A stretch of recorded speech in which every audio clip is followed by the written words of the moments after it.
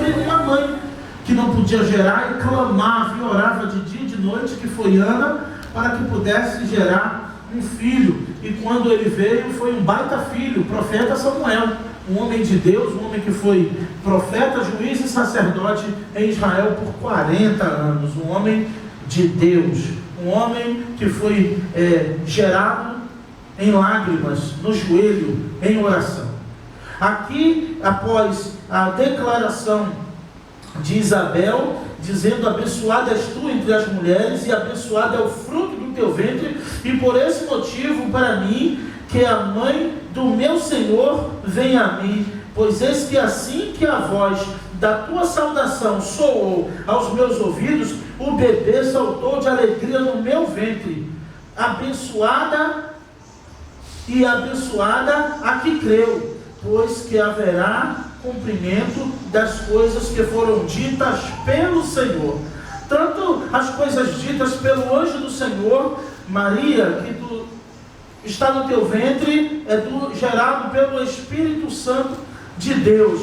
Essa crise precisou ser resolvida entre José também, porque quando Maria recebe a visita do anjo, e que diz que ela dará luz a um filho, o seu nome será Jesus, e que ela estava grávida do Espírito Santo, ela estaria grávida, ela era noiva de José.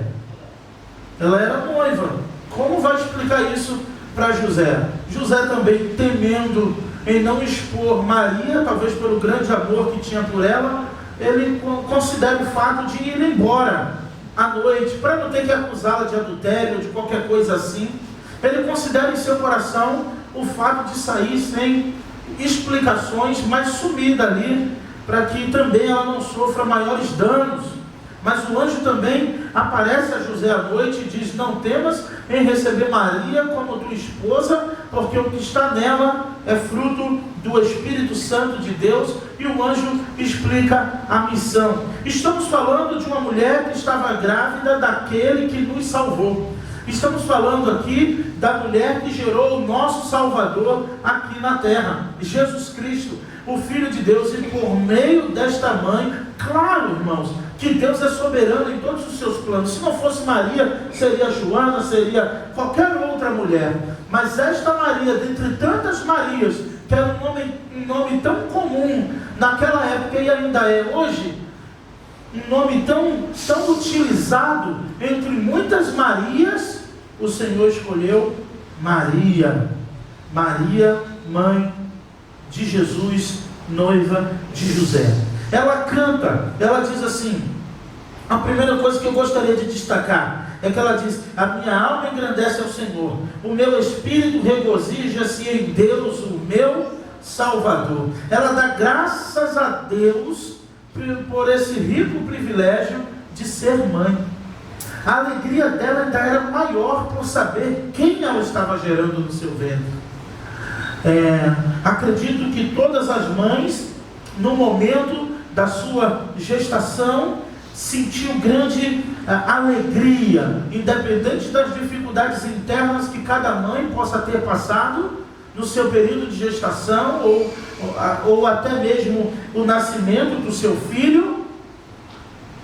Elas tinham alegria e têm alegria em seu coração de estar gerando uma vida em seu ventre. Aqui eu abro um parêntese, irmãos, justamente por causa dessa grande movimentação que estamos vendo na mídia, nas redes sociais, a favor do aborto. Países agora autorizam o aborto a partir de uma certa idade. Eu não queria discutir questões políticas, mas numa questão bíblica e numa questão da parte do Senhor, um cristão salvo em Cristo Jesus não pode ser a favor do aborto.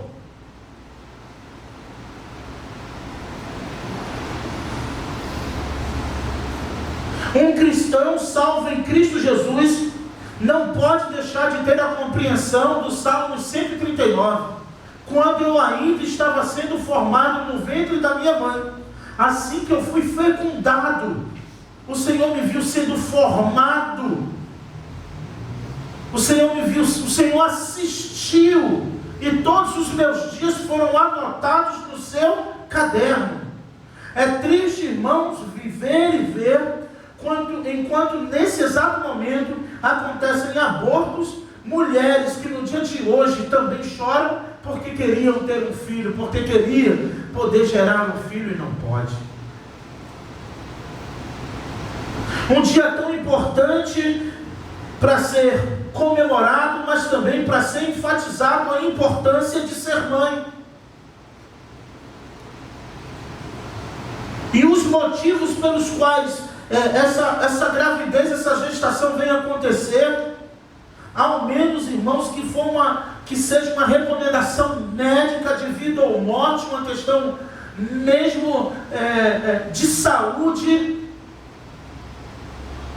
que ainda assim deve se considerar. Eu vi o testemunho do pastor Hernandes Dias Lopes essa semana, ele dando uma entrevista, e ele disse que morava num lugar muito pobre, muito carente, onde o primeiro sapato que ele colocou nos pés foi com 12 anos de idade.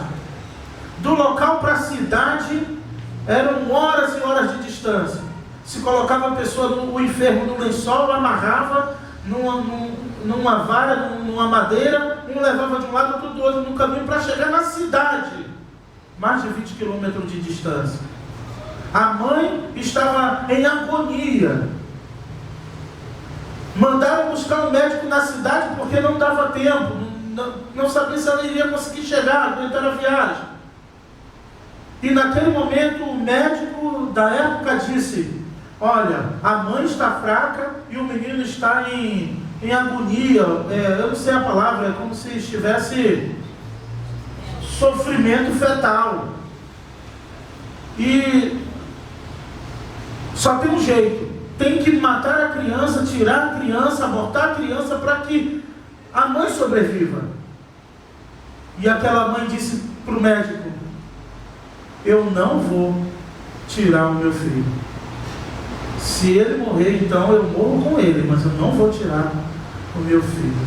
Então a família, os médicos decidiram fazer o parto, pois a mãe não morreu e ele hoje é o Hernandes Dias Lopes, um grande pastor e pregador. Ele diz que anos depois, já adulto, quando entrou para o seminário, quando foi e sentiu o desejo de ser pastor, já depois de consagrado a pastor, que um dia a mãe dele disse, naquele dia de agonia, de dor, eu fiz um propósito, vamos dizer assim, um juramento para Deus, tipo de Ana, que se o Senhor deixasse o meu filho vivo, eu consagraria ele ao Senhor e ele seria um grande pastor, um grande profeta do Senhor. E ele perguntou para a mãe: mas por que a senhora não me falou isso antes? Ela falou: porque se eu te falasse antes, eu ia influenciar você a ser algo com base nessa palavra. Eu esperei acontecer para ter certeza que eram os planos do Senhor na sua vida.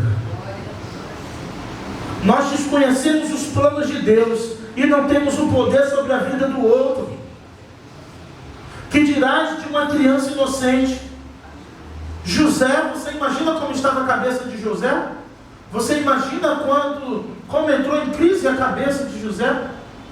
Vocês sabem, podem imaginar, talvez não sabem, porque também eu não sei, mas podemos imaginar quantos pais estão dizendo para as mães agora: aborta, porque não vamos ter condições de criar. Você tem que tirar porque a vida está difícil. Você vai ter que tirar porque já tem os 3, 4, mas um a gente não vai aguentar. As coisas estão difíceis.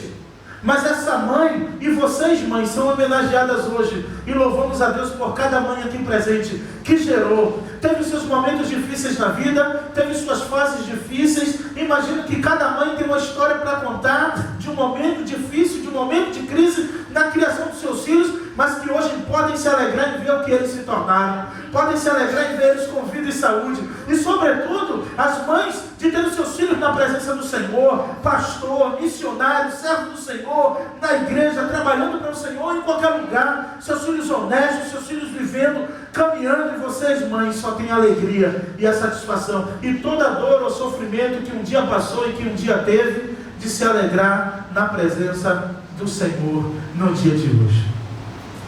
Sabemos que o Dia das Mães são todos os dias, mas hoje é um dia especial para vocês. Maria considera o fato e dá glórias a Deus porque ela não só estava grávida, ela estava grávida do Salvador do mundo. E ela guardou esse segredo. Ela não saiu se gabando para todo mundo. Vocês não sabem de quem eu estou grávida.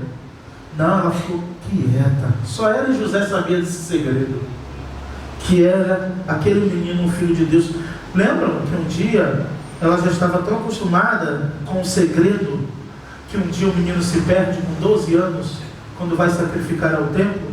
E como toda mãe desesperada quando o filho se perde, quando o vê, em vez de abraçar e beijar, reclama logo. A mãe reclama logo, em vez de abraçar e beijar, o filho demora. Reparou isso, mãe?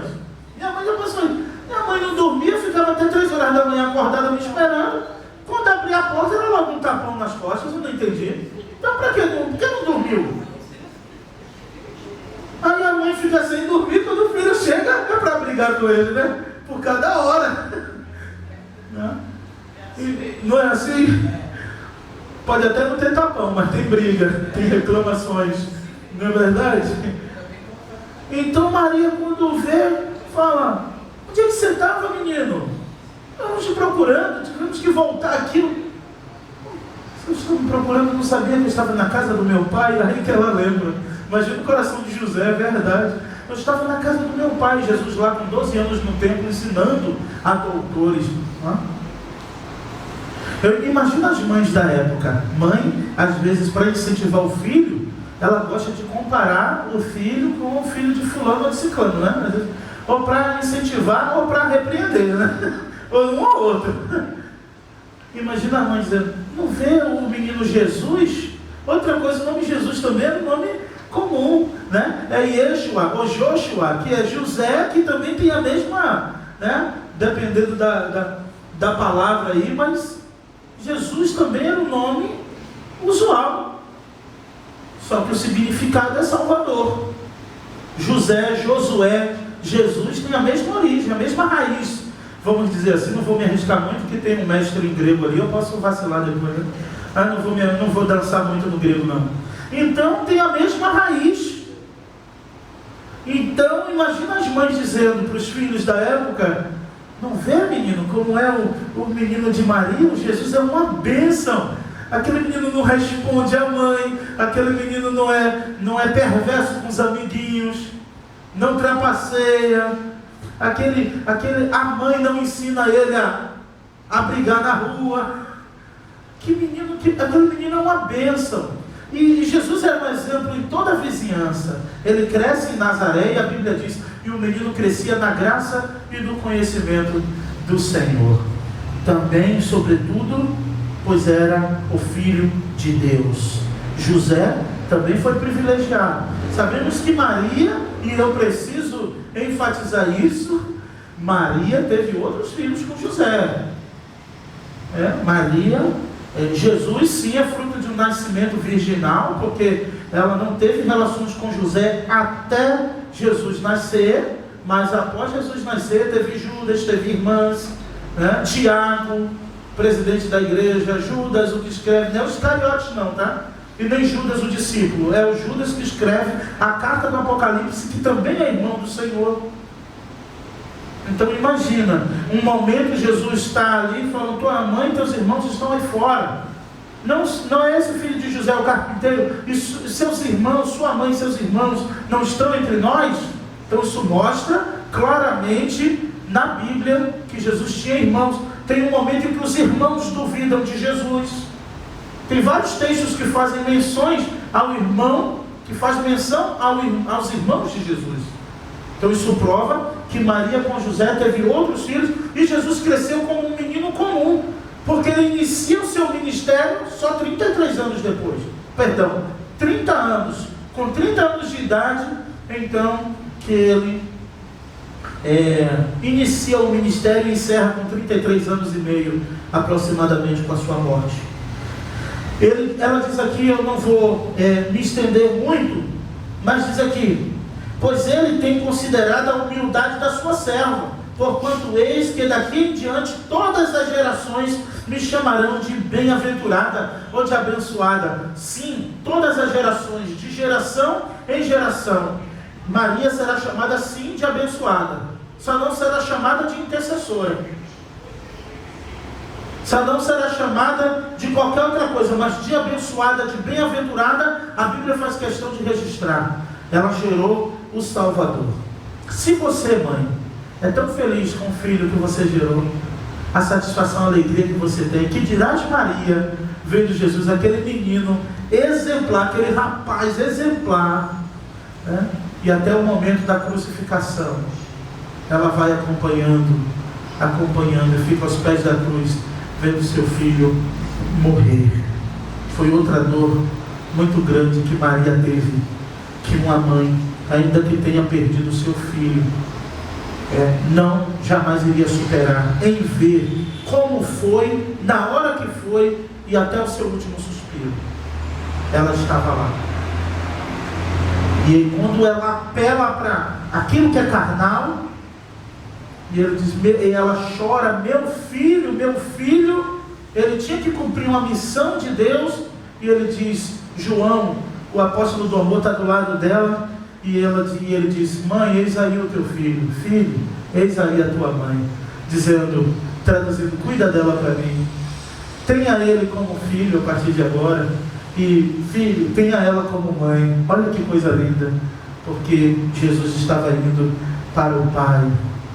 Não tem como não se emocionar, porque não conseguimos imaginar, nem pensar nessa possibilidade. E ela presenciou. Ela considera o fato de Deus ter honrado o seu tempo humilde. Eu queria falar aqui ainda, em poucos minutos, sobre isso. Eu sempre vou contar a história triste por causa do lado que eu vim, né, irmãos? Eu vim lá do Nordeste, então é tudo mais sofrido, mais difícil, né? Mas as mães antigamente, minha mãe é filha, irmã de 7. A minha mãe é irmã de 7. Ela é a 8ª, né? Ela é 8ª não, mas são 8. Alguns já partiram, mas minha avó teve 8. Minha mãe teve 4. E deixava os 4 trancados em casa, numa casa pequena, alugada, tirava o gás do bujão, para a criança não fazer arte com fogo, deixava já o almoço pronto na panela, porque ela trabalhava em casa de família o dia inteiro, e deixava os 4 filhos em casa. Hoje podemos, irmãos, dar uma vida muito melhor para os nossos filhos, diferente da que nós tivemos, do que nossas mães tiveram que passar. Não tinha, mas era para quem tinha uma condição melhor. Máquina de lavar era um luxo nessa época. Fralda descartável era aquelas de pano, que ainda tem, né? Mas eu estou dizendo que perdurava aqui, hoje descartável, trocou, jogou fora.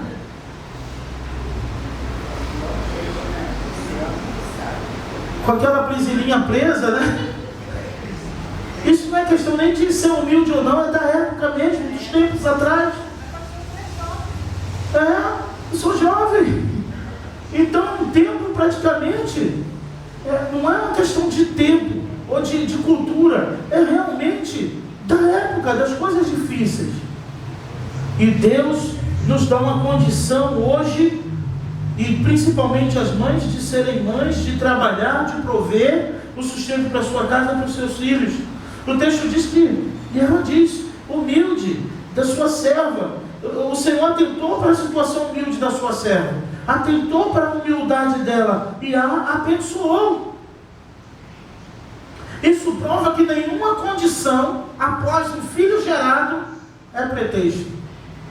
Porque se a sua situação for a mais humilde e a mais difícil, Deus é contigo. Porque Ele te escolheu para gerar, ainda que não tenha saído como planejado. Depois que nasce, aí que você vê a bênção, que é um filho. Ela considera o fato porque o Senhor é poderoso, e o poderoso me fez grandes coisas, santo é o seu nome, e a sua misericórdia está sobre os que o temem. É outra coisa interessante aqui, e muito importante se destacar. Mães não são uma homenagem, mas um conselho de Deus. Você quer ver seus filhos temendo ao Senhor? Desde que eles te vejam temendo ao Senhor também. Isso é um princípio familiar. E isso ultrapassa gerações, assim como ensinamentos, assim como ensinar a não pegar o que é dos outros. Assim como eu aprendi que se eu chegasse com uma bolinha de gude diferente das que eu tinha, e eu dizia que troquei com um amiguinho, e a minha mãe pegava na minha mão, que não era longe, uma casinha da outra, de noite, às vezes chegando do trabalho, de quem é esse brinquedo? Eu falei, não, é um amiguinho, trocou comigo, ele me deu, minha mãe pegava na minha mão, ia lá conferir com aquela mãe, e com aquele menino, se realmente o brinquedo foi trocado, e ai de mim que não fosse. E justamente pelo medo, e por saber que ela fazia isso, que eu não pegava o brinquedo de um amiguinho quando estava de vacilo. Infelizmente, irmãos, hoje é assim. Se você pegar um brinquedinho, botar na mochila da sua filha para ir para a escola, esse brinquedinho vai sumir, e no outro dia nenhuma mãe apareceu para dizer, olha, minha filha chegou com esse bonequinho aqui, ou meu filho, e não é dela não. Tem uma bonequinha, como é o nome daquela bonequinha? Pop? Polly. Aquela bonequinha pequenininha, mas é salgadinha, né? Pelo tamanho dela, né? Não, a Polly mesmo, é Polly. Tem a Lola agora que é de, né? Ela já quer dela no aniversário. Eu tô assim com... Ai, meu Deus. Cuida, Senhor. Né? Mas a Polly, pequenininha, a criança dando a Polly, ela levava para a escola. No outro dia sem a Polly, comprava outra sem a Polly. Falei, deve ter um estoque de Polly guardado lá na escola. Não, mãe, não. E nenhuma mãe trouxe, nenhuma mãe... Não, mãe, deve ter perdido. Tá bom, então não leva mais. Então, o temor do Senhor para os filhos, assim como outras instruções, quem aqui não lembra dos conselhos da sua mãe? Eu sei que é mais fácil lembrar deles quando não está mais entre nós, porque a minha está longe, meu coração apertado, eu lembro, não posso nem dar um abraço, pelo menos na hora que eu quero. O momento de honrar, e filhos, o momento de honrar e agradecer a sua mãe, glorificar a Deus pela vida da sua mãe, beijar, abraçar e dar flores, não é só no dia das mães, mas no dia que se chama hoje.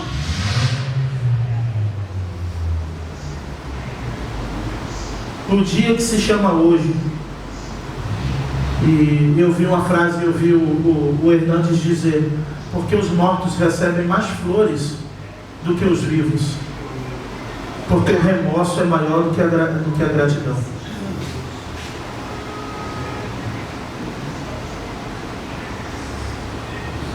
O poderoso fez grandes coisas, mas ela diz o porquê. A sua misericórdia é sobre os que o temem. E esse temor está escrito aqui. Eu prometo encerrar 11h30 com vocês, mas está aqui. O temor dos que o temem vai de geração em geração. O que isso quer dizer? Posteridade, descendência. Se o seu filho vê você temendo ao Senhor, ele vai temer ao Senhor e vai ensinar os seus filhos a temerem ao Senhor também.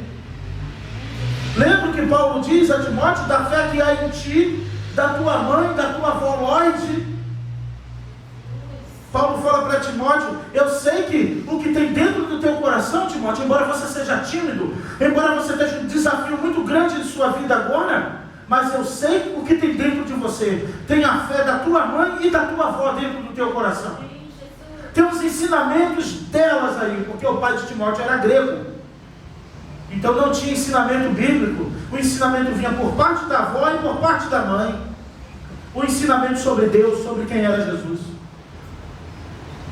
E o que Paulo viu Timóteo fazer, e a primeira vez que ele viu Timóteo pregar, a sua mãe e sua avó não lhe deram curso de pregação nem de homilética não, mas lhe ensinou a fé, lhe ensinou quem era Jesus. E quando Paulo vê Timóteo pregar admirado, certamente alguém disse, é porque você não viu a avó desse menino, é porque você não viu a mãe desse menino, a mulher crente, é serva, é temente a Deus. É o seu dia, parabéns, mãe. Mas se você quer que os teus filhos e os filhos dos teus filhos temam ao Senhor, tema ao Senhor de todo o teu coração.